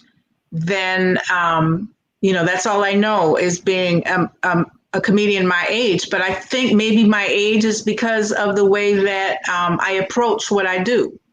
And, like I said, I didn't want anybody telling me that they were going to pay me this little bit of money to perform. And I'm like, no, that's not happening. So that's when I started doing the producing. And I'm, with all of the things that we've talked about today, that's become very dear to my heart, is trying to get artists to understand that you do have to create and look at this like a business and look at it from a business eye, because a lot of the artists that I work with are mature adults, and they think like they did back in the day when they were going to have a record contract or something like that. I'm like, y'all need to stop that. It's not going to happen.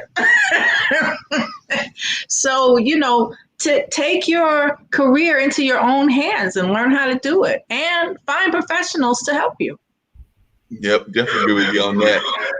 Jaimie, tell us a little bit about your music background, because like I said, I know that you came up with this because of your own interest in music. So tell us what kind of music were you doing? Where were you doing this music performance at? So folks can know where you were calling us from and everything. But just tell about the music business and your own personal involvement in the music industry. And also tell us a little bit about I believe you said it was your son that's in music now. So what kind of music are they doing? Well, first, I'd like to say to Tu Kute here that, I'm turning 50 this year, and to contemplate starting a career in comedy or something like that. I mean, I just, my hat's off to you. I mean, you know, to actually, you know, pursue that at that age. I kind of feel the same with this. I just want to kind of hand the gauntlet off to somebody else, you know, and do its undertaking. But I started out really young in the music business as far as, you know, learning to play. I started maybe at 5 on the drums and bass when I was 7, 12 on the guitar. And I ended up, you know, by the time I was old enough to enter the music scene, playing out and stuff, it was the 80s. And so I did a lot of 80s hairspray, spandex type rock and roll. And you know, I think that's where some of my mindset was created, that, you know, if I hadn't made it by the time I was 30, I didn't believe that there was a chance for me to make it. So I kind of threw in the towel. I'd been in 2 different semi-national bands and you know, got to fly around and pretend I was a rock star. But, you know, all I ended up with was rock star syndrome. You know what I mean? And thinking that, you know, well, we won't go into that part of it, but in the end, what I really realized was that, you know, I was getting too old to try to pursue this career anymore.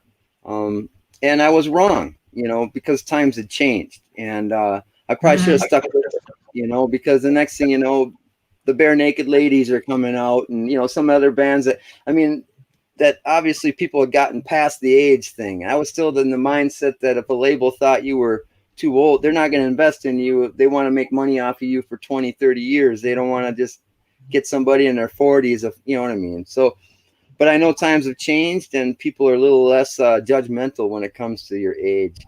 But, you know, ultimately, I ended up just kind of washing out. And I think the last band that I was in semi-nationally, you know, the Bangers, they got political. It was after 9/11, and you know, everybody was all just, you know, embracing the patriotic thing. And then we started doing, you know, a bunch of military gigs, and but in the end, we got labeled as a right-wing, you know, conservative band, and that don't fly in Hollywood. So you can only be a right-winger after you made it, you know what I mean? You know, spout off like he does and have a career. But, you know, everybody knows what the right thing is when it comes to this piracy thing. Otherwise, we wouldn't even be having this debate. I mean, you know, I don't need to sit here. I could come up with a bunch of figures to try to combat the opinions of entertainment lawyers like Mark. But in the end, all I have to say is, who cares? Who cares what they want? Who cares what management wants? Who cares what the consumer wants? The artists need to protect themselves and get paid for what they do. And you know, I hope the world sees the value in that. So you know, that after I washed out, going away from your question, but after you know, I gave up on trying to make it nationally, I just started kind of doing some tribute bands and doing, you know, I did George Harrison, you know, and after being a product of the 80s, you know, and trying to be like Satriani and Vai, you know, I'm really, really accomplished, you know, and now they hand me this old country gentleman with a cord and an amp, you know, just an old Vox amp, and it's like, make it happen. Well, to me, it was like trying to wrestle a dinosaur to the ground, you know. It's just and the facts that you could either play it or you can't. There's no big wall of effects and distortion to hide behind or anything like that. And not only that, I was used to jamming rock clubs, you know, and you know, with a lot of pressure, sound pressure, and crowd energy right up there to draw from, you know.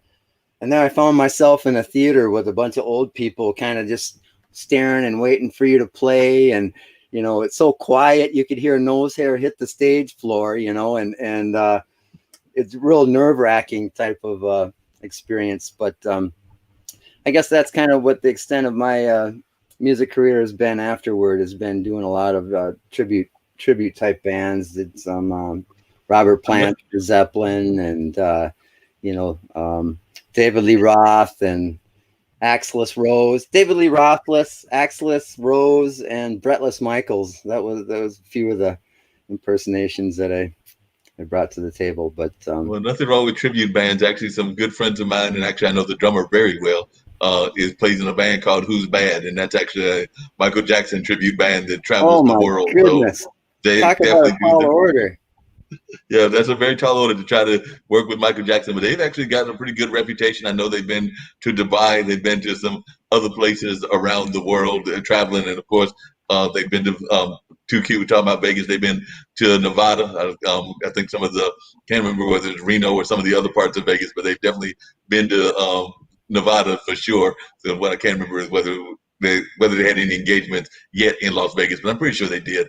But they've traveled doing that, and I know some other folks that are doing tribute bands. So just, Jaimie, what were some of the things just about the music industry in general that surprised you? I asked Tu Kute some of the things that surprised her about comedy, but what were some of the things about the music industry that just surprised you when you were that young in the game?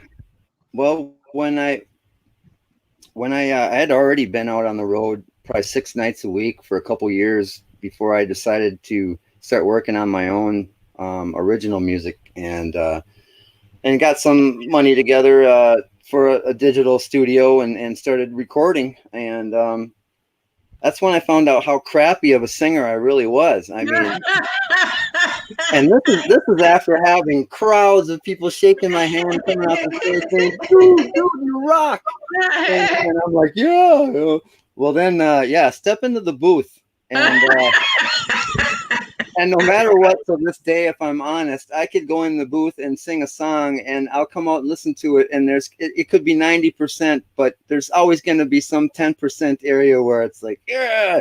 And where I'm getting at is it really opened up a whole new respect for me towards the older singers and that I never really respected, because in the 80s, it was all about putting your nuts in a vice and how high can you sing and whatever. So if they weren't able to put on that kind of range and demonstrate that range, I just kind of thought, wow, what I didn't realize is the ability, to sing in key. And I don't care if you're talking about Johnny Cash and Willie Nelson just talking their way through a song, or, Mariah Carey singing this huge undertaking. It was when I realized way back when they didn't have all this digital stuff and the tracks, to bounce in and replace and dub in and whatnot. They had to actually sing those songs from beginning to end without any applause at all.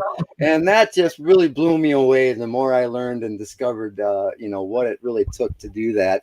And so that was one thing. And another thing, when I went to writing the songs and doing some publishing with the indie label that I was signed with, it was a big surprise to me to find out that, like Stairway to Heaven or something, for instance, one of the biggest songs of history, right? So, but who got the money? Who got the royalties? I would naturally assume it would be, Robert Plant, who came up with these lyrics and sang this melody line and, and shared that. The guy, right? So to find out that you can't copyright, the lyrics, it's the music, right? That here. He's the one that actually publishing rights or the copyright, for the music. And so that was a big surprise to me that, just the person who writes the music with these 12 notes that we have would trump, a creative, works like the lyrics and the melody line that you're creating to it. Does that make any sense? I'm just trying to say, I never realized that. Yeah, the guy who just makes the music is getting all the credit. So that was that makes a lot of sense. And we actually need to get ready to wrap up. Need to get ready to wrap up really quickly because I got another show I got to get ready to get on. But this has been a tremendous conversation. I want to invite all of you back. I meant to tell Mark Jacobson that as well. but definitely would love to have y'all come back on and everything. But as far as the age thing and everything, one of my favorite musicians is a gentleman who I believe is pushing over 80, but I'm a old time blues head, meaning I love the jazz, I love the blues, and I love stuff like that.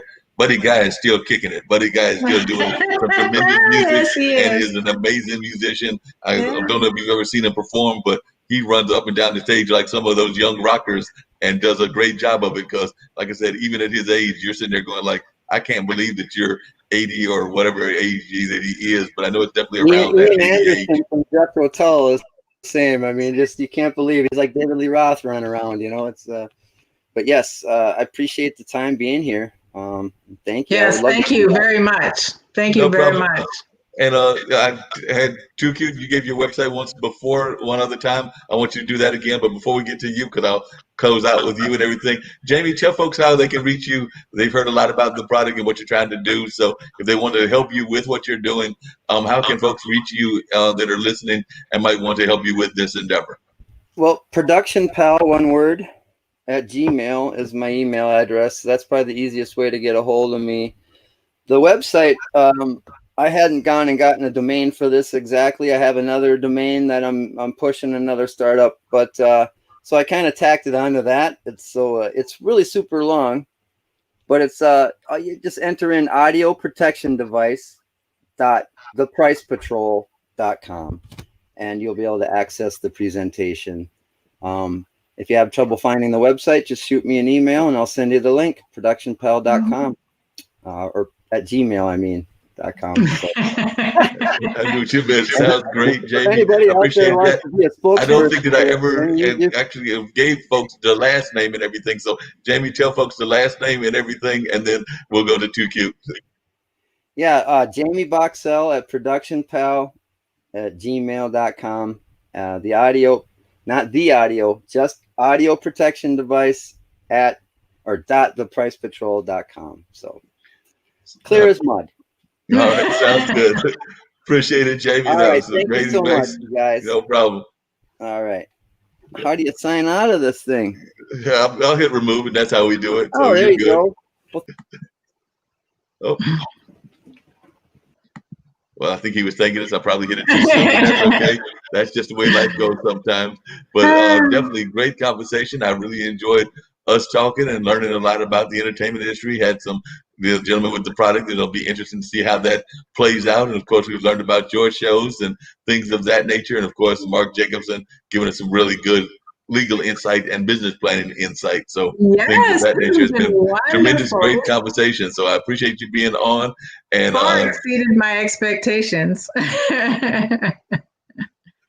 Well, I'm glad to know that. Glad that it exceeded your expectations and things of that nature. So folks can, once again, tell them where they can go to your website to find out more about what you've got going on performance-wise. And I think you said you had a YouTube channel as well. So if you want to share that, you can.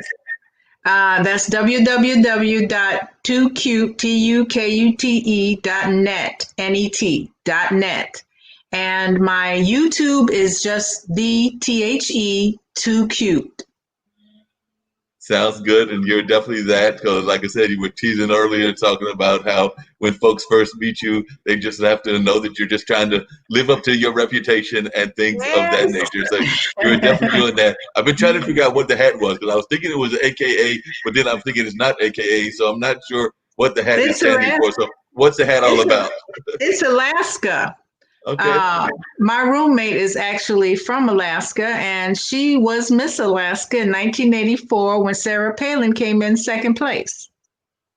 Wow. She won. She beat Sarah Palin. So she actually beat Sarah Palin for Miss Alaska. So that is a wonderful thing. And then Sarah tried to become vice president and went down in flames in that one too. So apparently she's got a good history of not winning.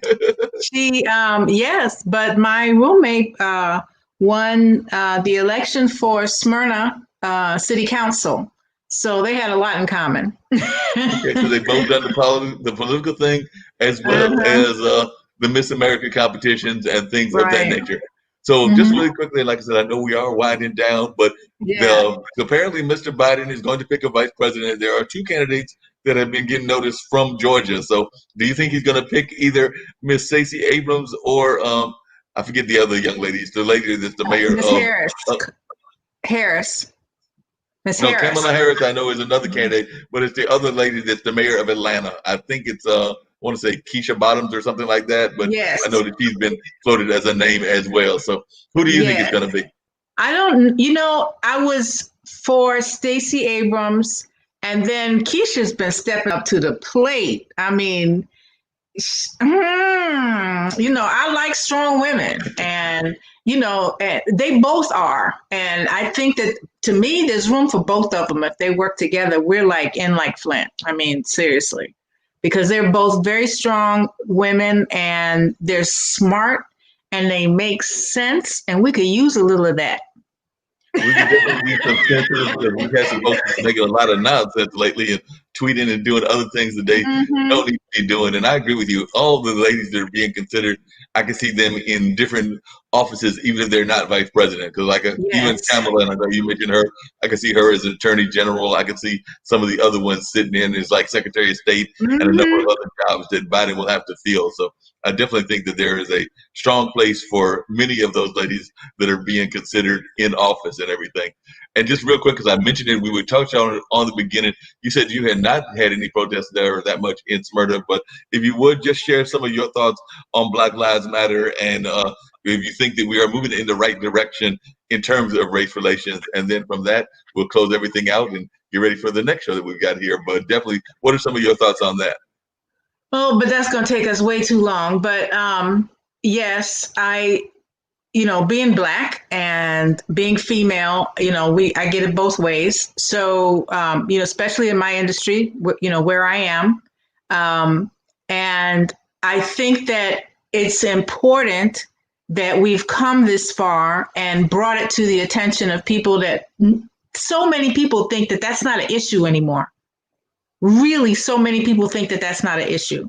And I'm glad that it's brought to the forefront, but I'm sad that there's been people to come through and try to make those peaceful protests something that was violent. And I appall that. I really do, because they can be peaceful, and they have been peaceful, and they've been sabotaged. Yeah, but I agree with you. And there's some folks in there that definitely have that kind of attitude of wanting to sabotage things. And I think that a lot of times it's about having positive thoughts and positive changes. Even like I know some friends of mine that have that whole thing of defunding the police. I've got a cousin who's actually from Georgia. We actually just laid his dad to rest a week ago today. So we laid him to rest, my uncle Skip, but we laid him to rest. But Jonathan is a GBI officer. So I do understand the need for police and the need for police things to have police force, but at the same time, I do think that there needs to be some reform in the criminal justice situation and things of that nature. So definitely, I do think that we need some reforms and need to get rid of some of those bad cops and things of that nature, and even the way that we handle the African Americans in the criminal justice system. So I can definitely agree with you that there needs to be some changes made in that system. And I'm thinking that you probably agree with me on that we've got to make some changes, but it doesn't mean that we don't want there not to be law and order and to have law in the land and things of that nature, but there's got to be a better way and a better system. Absolutely. So, well, on that note, I'll get ready to wrap it all up. It's been great having you on, Too Cute. I hope that you'll come back on another time. And because, like I said, you're always welcome to come back whenever you feel like sharing your insight or just sharing what other shows you've got going on. Because this is IBM.TV. We have other tremendous shows, as I was telling you before we got started, shows that include things like Alexandria May, who is a young lady singer-songwriter out of South Africa. So she does a show on Sunday evenings our time on the East Coast. She's actually in South Africa, so I'm not even sure what time that is where she is. And then we have my buddy Jim Ead that does a chess show. We've also got my good buddy Zach that does 2 funk shows, one on Saturday and one on Sunday. Tish does like a holistic show dealing with like yoga, meditation, planting the seed of positive energy and things of that nature. So those are just some of the shows that we have here on a regular basis. So definitely go to IBM.TV, learn about more about what we've got going on, because we have tremendous Yes, I've been there on a regular ever basis. since you contacted me. I've been there, so I'm familiar. So I'll make sure I get to watch some things. Sounds good. And I do appreciate you for watching those shows and checking out what we're about. And hopefully more people will be doing that on a regular basis. I'll actually be passing this on to you so you can share it on your platforms as well. And Please we look do. forward to seeing you back in the very near future. So this has been the Okay. radio show with Marc Lee. And as I just said, we're going to wrap everything up, but I do have a after show that'll be coming up at 4 o'clock. So we'll have that discussion going on. And then, of course, my regular podcast, which is the regular call-in show, Straight Talk with Dean and Mark, will be coming your way at 7 o'clock. But that is not with the wonders of video and audio.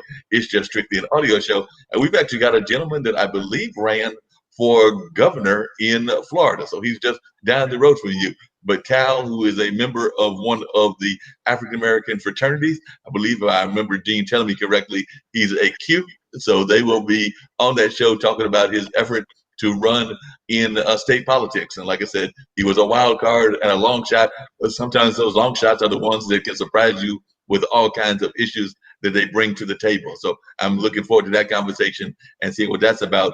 And Roberta, a young lady who's worked in both media as well as with various nonprofits, she'll be joining us as well. So she's actually worked with some of the national networks and things of that nature. So it should be a lively conversation on that show also. So definitely go to blogtalkradio.com/squared807 and check that out. Okie dokie. Thank you so much. No Bye-bye. problem. Yeah, take it easy. And like I was saying to the fans and everybody, we will definitely be having that show coming in about another few minutes, the after show that comes on Monday. So, I do have more programming coming your way. So definitely stay right here on IBM.TV. And we're going to have some more interesting discussions about all kinds of things. So definitely looking forward to having our guest on that show. And I'm going to go jump online and see who's there waiting for me, because I've invited a number of people. But I hope that you learned a lot about things like entertainment law. Things like, hey, is Elvis still around or not? That was a nice little running joke that Mark Jacobson was giving us, and things of that nature. But he also talked about working with some major acts and talked about some of the things that he's done in his industry. And of course, Tu Kute was talking about business as well as being a stand-up comedian and things along those lines. And then we had Jaimie talking about his product that is trying to fight with piracy and things of that nature. I need to get him in connection with Kim, because Kim is our one of our major executives here, and of course she's been involved with inventions as well. So definitely I need to get them connected and to see if they can have a conversation about ways to make what he's trying to do happen. Because if it's going to be a product that is needed, I don't see why it can't be in the free market. Like I said, we'll find out if it's actually needed, and that's sort of what he's trying to do, is find out the need for it. But he definitely finds that musicians probably do need it and do want it. So looking forward to those great conversations, and glad that y'all could join me here on this particular Monday afternoon. So on that note, I'm going to sign out and get ready to bring up the other show. But I hope that y'all had a tremendous time watching this lively conversation and discussion.